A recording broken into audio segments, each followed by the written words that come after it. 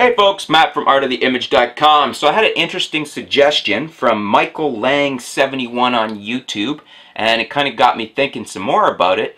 And he was saying that he would like to see Nikon do two different bodies for the Nikon D400.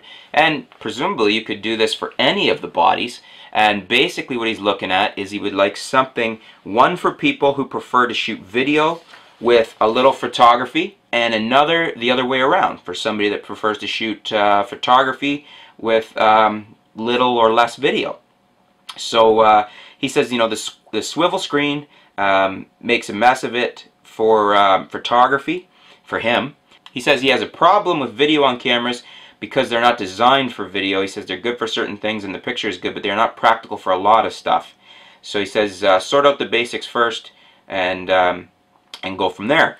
So it's a good question. I don't myself, I used to kind of, I used to be in the camp of why do they have to put video in all the DSLRs, because, at the time I was more photography oriented. Now I do a lot more video, and not more video than photography, but I do a lot more video than I was doing.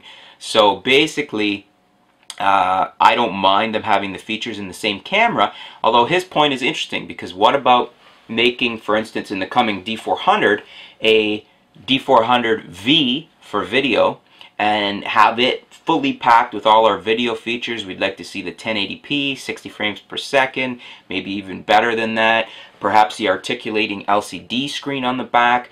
All the little things that we want for video that are going to make it better and make it a better video camera. Perhaps you could even do something with the way the sensor is set up so that it actually works better for video filming, so its preference is video.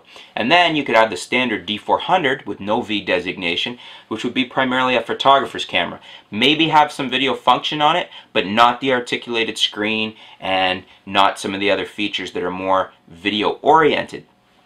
It probably wouldn't be a huge cost thing for Nikon to do this, because they've already got the articulated screens, they've already got things like that. So to make two different bodies just differentiates things and probably might even make them more money, especially if the D400 could be sold at a lesser price than the D400v would be.